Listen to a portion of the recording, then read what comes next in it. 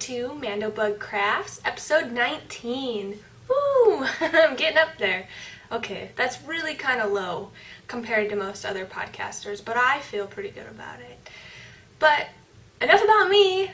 Welcome you, the viewers. If you're returning, thanks for coming back, and if you're new, welcome. I am MandoBug. You can call me Amanda. You can find me basically anywhere on the interwebs under MandoBug, Amanda, whatever. You know, there's links. I put a little link in my show notes on the description of my YouTube videos. It'll take you back to my blog, and then everything is linked in there. And if you can't find anything, hey, send me a message. YouTube comment, Ravelry comment, whatever. You can find a way to contact me. So, moving straight into something I've learned. So, this week I'm not sure I would say it's something I've necessarily learned. It's more something that I've attempted and haven't been very successful with. So this week I attempted to do some free motion quilting on my basic Singer sewing machine. Yes, I have the most basic, cheapest sewing machine that you can possibly find. And I decided, you know what, hey, I think I could try to find a way to do some free motion quilting on it, so I tried. Don't laugh at me. Okay, you probably will. I'll laugh at myself. It's okay. You can laugh at me. So I took some fabric I had and some batting and sandwiched it together and tried to do some stuff. So this is what I have. I tried to do this cool swirly thing and it kind of worked out well around the border, but when I got to fill in the inside, it didn't work so well. And this is the front, and it's pretty ugly, but I'll show you where the real problem was. It's on the back. What is that? I'll tell you what that is. My sewing machine did not like me doing this. That is my bobbin. So the way my bobbin's loaded, there's like a little notch that you pull the thread into that holds it in place while the sewing machine sews. And I don't know if it was just moving the fabric around, popped the thread out of its little hole, and so there was no longer the correct amount of tension on the bottom thread. And it just did whatever the heck it wanted to. And I got really mad because, you know, this, designs and stuff, that's all my fault. You know, I'm learning how to draw with a needle.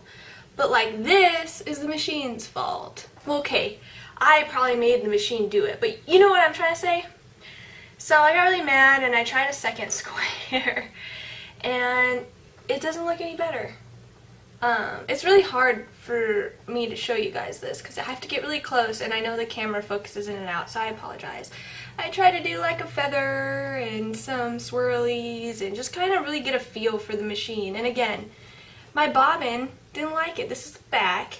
My bobbin kept popping the thread out and it was just really, really frustrating. So, and I continued. This is the last one that I tried to do.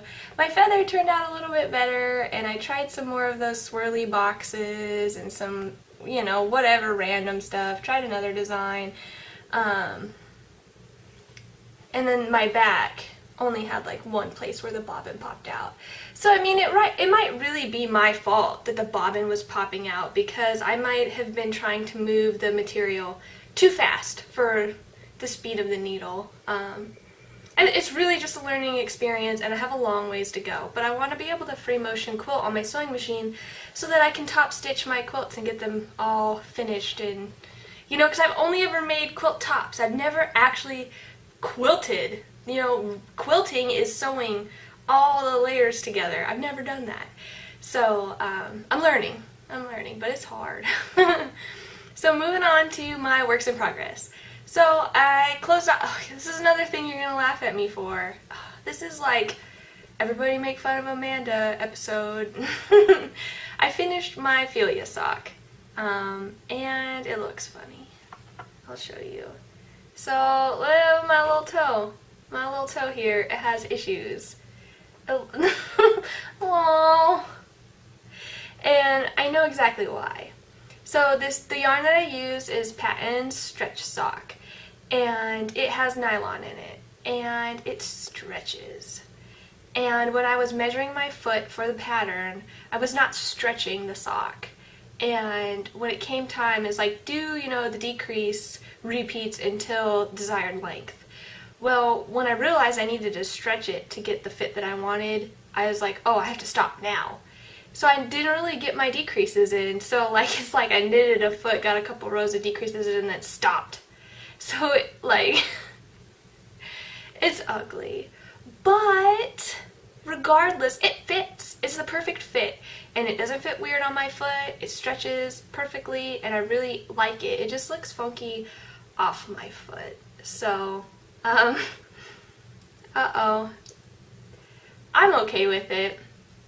So I only have one picture up on Ravelry of where the sock is on my foot, because they'll laugh at me, right? So I have to cast on my second sock. Haven't done that yet, but I think I'll do it probably in a couple days. But what I did cast on was a new shawl. So I watched the Homespun podcast. It's a nice little podcast, and they are doing a shawl knit along, I think just for the month of January. If that's wrong, I'll put a little note up. But so inspired by that, I cast on Zilver by Lisa Much. I think that's how you say it. You know, there should be a little thing here anyways, because I'm going to start doing that now. So it'll help you guys see what I'm trying to say. But here's my progress so far. This is yarn that I got on the Atlanta Shop Pop. I think it's like Neighborhood Fiber, Neighborhood Company. I'll put a little thing up down here. I'll find out what it is for you. But it's so pretty. It looks like this all wound up. And oh, sorry. The phone's going off. So yeah, I'm enjoying this pattern. It's mostly stockinette with some, you know, knit two together ridges in it. It said that it was meant to show off hand-dyed fabric, so I'm hoping it will look nice overall. So I'm enjoying that. And then so I tried to cast on Rock Island by Jared Flood, and it just did not work out for me. I got this gorgeous yarn from my husband for Christmas. It's Julie Spins lace weight in a pewter colorway, and I think it's going to look really gorgeous in this pattern, but I got really frustrated with my stubby needles, so I caved and I bought some Addy Turbo lace needles, and they're on their way. So I'm going to wait until those arrive to attempt this again, because I was getting so frustrated with my stubby needles. So hopefully that helps. But the pattern is really gorgeous, and I can't wait to start that and work on it. And then for my other work in progress, I finished my quilt top. So I'm going to have to back up to show this to you because it is quite large, and you got to see it in its whole. So here it is. Oh, it's so big I can't even show you. Like this. So I put the black and the purple on it and got all the squares sewed together. It's a good size quilt. It was a nice little project, quick sew, because the jelly roll, you know, is already pre-cut to a certain length. There's not much cutting you have to do after that. It's mostly just sewing. So I really enjoyed working on that. My mother-in-law does top stitch quilting, and she said I can bring it home with me next time I come home, and she will top stitch quilt it for me. So I'm really super duper excited for that. So on to finished objects. I have one. And this was a request from one of my friends back home. She wanted me to make this for her boyfriend's sister. And I can't say no, you know? And I say yes to a lot of requests, but my problem is I'm not always timely in getting the requests fulfilled. So I think she requested this before Christmas. She didn't ask for it to be done by Christmas. She just was like, hey, can you do this? And I told her yes a couple weeks ago. But I finally got around to doing it, and hopefully you guys don't die of absolute cuteness. This is probably one of the cutest things I've ever made. Look! It's a bunny hat! Oh my goodness, this is so cute. So she had sent me a picture of a hat like this on a child, and she's like, do you think you can make this for my boyfriend's sister who is an adult? And I was like, yeah, no problem. So, you know, I thought I'd take the easy way out and look for patterns that are already available. And there are bunny hat patterns available, but not quite like the one she sent me in the picture, and not in adult size. So I just made this up on my own. I've been crocheting for a very long time, so it's not hard for me to, for lack of a better word, freeform crochet. So I made just like this basic hat with ear flaps. Then I trimmed it all in pink. I made 2 white circles, sewed them down, stuffed them. Then I made a little pink triangle and sewed that down in the crack. And then these are just plain black plastic buttons. And then I made like a teardrop shape. I made a pink one, a white one, and then I single crocheted it together with white so that it has that nice little outer on the inside of the ear. So I made 2 of those, sewed them down on the top, and then this is just a braid with really long strands of pink and white knotted at the bottom and tasseled. So I really hope she likes it. I think this is just so adorable. And I love the way the ears flap. So I mean, the design is not mine. It's based off somebody else's picture. But I don't know. I love it. So hopefully she does too. And I'll probably get that out to her in a couple days or so when I can get to the post office. I just used acrylic yarn for this because it, you know, it's just a gift. I used Hobby Lobby because I have a lot of Hobby Lobbies acrylic because I think it's like my staple gift crafting yarn. Acrylic's probably the best choice if you're giving it to someone who you don't know how they're going to handle it, and it's cheap and it's not that rough. So that was a lot of fun. Moving on to check it out. So this week I want to share my Christmas gift last year. So this is what I got, and it was probably one of my favorite gifts of all time. It is from my mother-in-law. She made me this Halloween quilt. I have to back up to show you this amazingness, and then I'll try to show you some of it close up because it's amazing. So this is the giant quilt. I can't see if you can see. Hopefully you can see. And then she backed it with this really cool pumpkin fabric because she knows the pumpkins are my favorite. But this is just, oh my goodness. I love, love, love this. And like when you look at it close up, the top stitching is just amazing. Like she outlined this middle center piece, which is my favorite piece. But then like the pumpkins are outlined and there's little orange swirls, and I don't know if you can see the fan quilting in the spider area, but I mean it's gorgeous. I absolutely love this quilt. It's not something that you can really go check out, but you can check it out on my podcast because I love it. You know, I don't really have like a favorite things section of my podcast, so this is really the place for me to be able to show you things that I love like this. So isn't that amazing? I absolutely love it. So current events.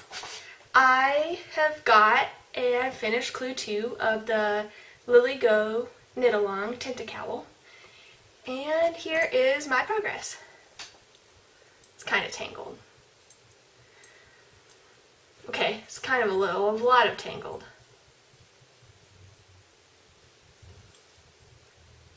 Okay.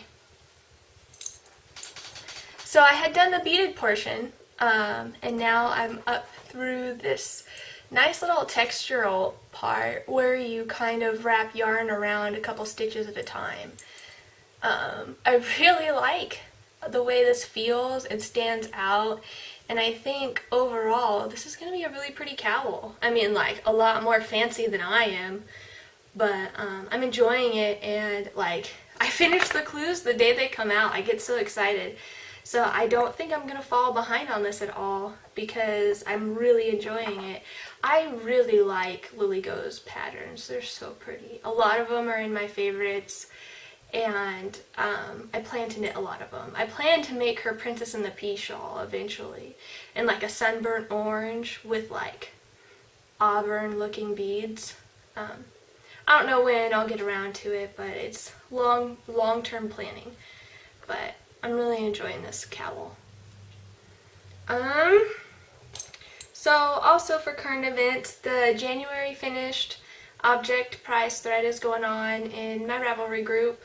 Just go ahead and submit any of the projects that you finish in January, and if you don't submit any, go ahead and go in there and still click love on your favorites, because that's how you win. Whoever gets the most loves wins, and if there's a tie for most loves, of course, I will be the tiebreaker. So, so far I've seen 2 different projects in there that are both gorgeous. There's a really pretty, I don't know how you say it, is it entrelac hat, and there's also a really cute hat that's got cats around it, and their tails are yarn tails, which is super cute. I think I'm going to make me one of those next fall. So, I love to see your guys' projects, so go ahead, keep entering them. I have yet to see a non-knitted or crocheted item in there, so let me see your crafty side. Show me what you got. So I'm enjoying that, seeing your guys' progress, finished objects. It's awesome. Upcoming events. So I really like watching podcasts, and I watch a lot, and I've seen a bunch of people talking about the Ravelinics. And that starts in February, and so it's far enough out that I'm not sure if I'm going to participate or not. I'm thinking about it, but I've never participated before, and I don't understand, well, it's not that I don't understand it, I just don't know a lot about it. And I know how Nerd Wars went for me, so I don't know, but that may be a thing coming up, so I guess just keep your ears open for that. Also, Lily Go is going to be having another knit-along in February, and I may be participating in that as well, just because I love her patterns so much. And that one starts on my birthday, so I might have to join along just because of that. It may be meant for me. I don't know. I can think that, right? The other upcoming event I have is, next episode is episode 20. Man, another milestone. So episode 10, I put together a little montage of a lot of like, just me tripping over my words like I do all the time. And so for episode 20, I plan to put together a montage of my crazy pets. I've been taking little clips here and there of them acting crazy, and I'm just going to go ahead and put that together and put it at the end of the episode for episode 20. So if you're interested in that, you can look forward to it. They're crazy. My little fur babies. But basically, that's all I have. There was a request for me to talk a little bit about my makeup that I wore last episode. So I'm going to go ahead and insert a video at the end of this episode for those that are interested. If not, I will see you next week. Bye! Hey, so sorry about the lighting. I'm recording this portion a little later in the day, and I just wanted you guys to see real quick. This is why I don't wear my glasses when I record, because this glare, oh, it drives me nuts. So, anyways, my makeup. So, I have been obsessed with this makeup pretty much since I got it. I really like MAC eyeshadows, but they're really dramatic. Besides expensive. But this stuff was kind of expensive too. I don't know if I have a price on it. But a couple years ago, I got a Sephora gift card from my husband, and I picked up this eyeshadow pack. it's by Too Faced, and it's the Natural Eye, and this is all I wear. So this is what I'm wearing today, and it's what I wore last week. So it comes with 3 sets of colors. There's Day, Classic, and I think Fashion. Yeah. And it's cool because at the top of the makeup, there's cards in here. They're kind of hard to get out. But, and they tell you, they show you all of them. So Fashion, and it tells you where to put the different colors and how, like, where to apply them for different looks. So there's the Fashion, the Day. The Day is what I'm wearing now. I don't really follow the card so much, excuse me, because I like my makeup a very specific way. But if you don't have any idea of how you like your makeup, it's good stuff to try out. And then the Classic one. So last week, last episode, I was wearing this on the Fashion. I was just wearing the gold on my eyes with a little bit of this like darker color in the creases. And I'll do that from time to time. I really like the red one too under the Classic look. It's really dark though, so I don't always wear it. But my staple colors are the Classic Day. That goes up on your brow, this goes on your eyelid, and then that goes in the crease. And that's what you'll normally see me wearing. But, so I hope that's all you wanted to know. These are my favorite eyeshadows. Besides my MAC, but these are this is what I've been wearing. And if I was going to go buy more, it would be this Too Faced eyeshadow, so. And I guess if you're curious, there's a lot of different ways to apply your eyeshadow, and I prefer to apply mine with these little sponges. Let's see if I can get one. Sorry for the crinkling. Like this.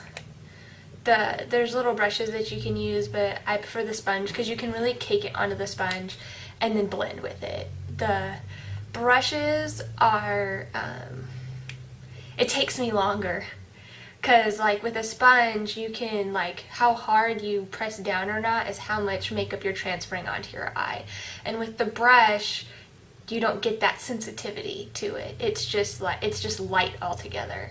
So, I don't know. I think the sponge is faster and more accurate for, like, pressure sensitive, if that makes sense.